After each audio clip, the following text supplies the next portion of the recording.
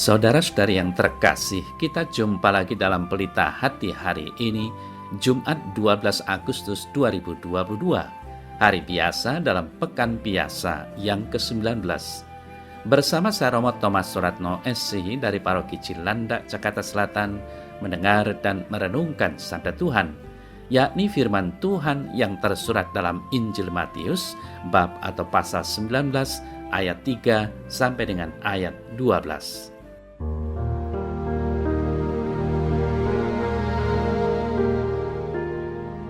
Sekali peristiwa, datanglah orang-orang Farisi kepada Yesus untuk mencobai dia.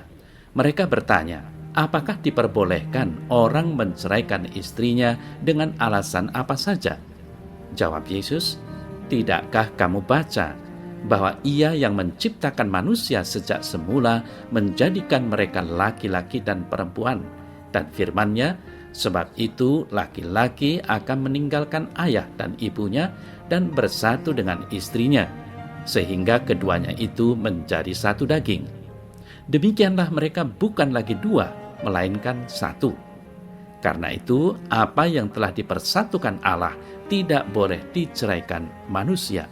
Kata mereka kepadanya, jika demikian, apakah sebabnya Musa memerintahkan untuk memberikan surat cerai jika orang menceraikan istrinya?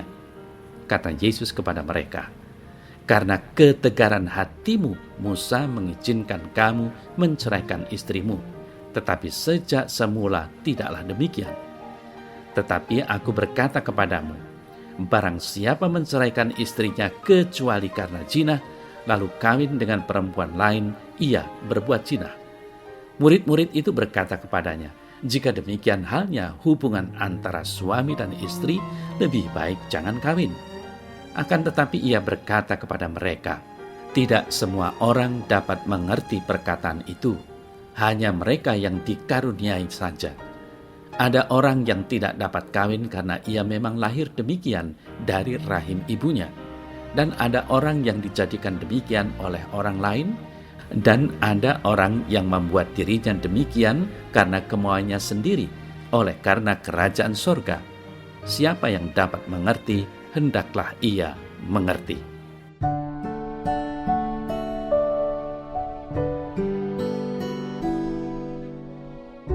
Saudara-saudari yang terkasih, Yesus mengajarkan tentang perkawinan dan perceraian dalam kehidupan manusia. Hal itu dikatakan ketika orang-orang Farisi mencobai dia dengan bertanya, apakah diperbolehkan orang menceraikan istrinya dengan alasan apapun? Yesus pun menjawab, tidakkah kalian baca bahwa Ia yang menciptakan manusia sejak semula menjadikan mereka pria dan wanita, dan Ia bersabda, sebab itu pria akan meninggalkan ayah dan ibunya dan bersatu dengan istrinya, sehingga keduanya itu menjadi satu daging. Mereka bukan lagi dua, tetapi satu. Karena itu apa yang dipersatukan Allah tidak boleh diceraikan oleh manusia. Saudara-saudari yang terkasih, Yesus mengajarkan bahwa perkawinan adalah suatu peristiwa sakral di mana Allah hadir dalam seluruh kehidupan manusia. Maka sabda Tuhan hari ini ingin mengembalikan nilai-nilai luhur perkawinan yang harus dihidupkan kembali dan diamalkan oleh keluarga-keluarga Kristiani. Ini adalah ajaran yang paling spesial dan khusus bagi umat Katolik, di mana Tuhan memberikan kesempatan orang untuk tidak menikah dan tidak adanya kesempatan bercerai dalam sebuah perkawinan. Demikianlah Allah menawarkan satu dari dua pilihan kepada manusia yang menjadi perjalanan hidupnya demi kemuliaan dan pewartaan kasih Allah. Saudara-saudari yang terkasih, perkawinan dan perceraian itu sekarang ini terjadi di mana-mana. Bahkan ada yang berpoligami atau juga yang berpoliandri. Itu karena kedegilan hati manusia. Sejak awal penciptaan tidak demikian. Dan kemudian diperkuat oleh ajaran Yesus sendiri, bahwa perceraian itu dilarang kecuali ada kematian yang adalah kehendak Allah sendiri yang memisahkan mereka. Dalam gereja universal, perkawinan merupakan yang sakral sebagai sakramen. Karena apa yang dipersatukan oleh Allah tidak boleh diceraikan oleh manusia, maka jelaslah bahwa perceraian hanya terjadi karena dipisahkan oleh kematian.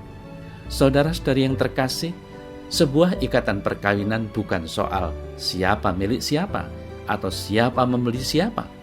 Yesus menghendaki bahwa perkawinan itu sekali untuk selamanya. Jika sejak awal berkomitmen membangun kehidupan bersama, maka seharusnya tidak ada perceraian. Setiap pasangan dipanggil untuk menjadi sakramen keselamatan bagi pasangannya, dan kesetiaan menjadi indikasi atau tanda karya keselamatan Allah di dunia. Itulah sebabnya Yesus menekankan pentingnya kesetiaan. Tanpa kesetiaan, maka semua akan menjadi sia-sia.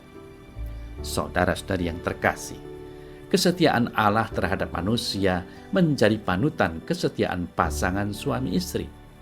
Kesetiaan bukan sekedar hidup bersama, melainkan suatu usaha terus-menerus untuk saling membahagiakan. Maka membangun kesetiaan harus berlangsung sampai akhir hidup. Kesetiaan Allah terhadap manusia tak perlu diuji. Namun kesetiaan kitalah yang perlu kita waspadai, karena bisa jadi kesetiaan kita hanya di bibir saja.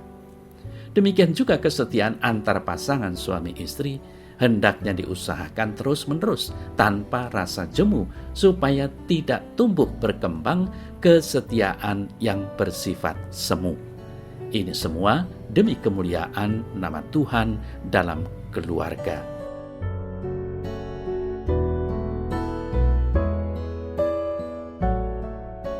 Dalam nama Bapa dan Putra dan Roh Kudus. Amin.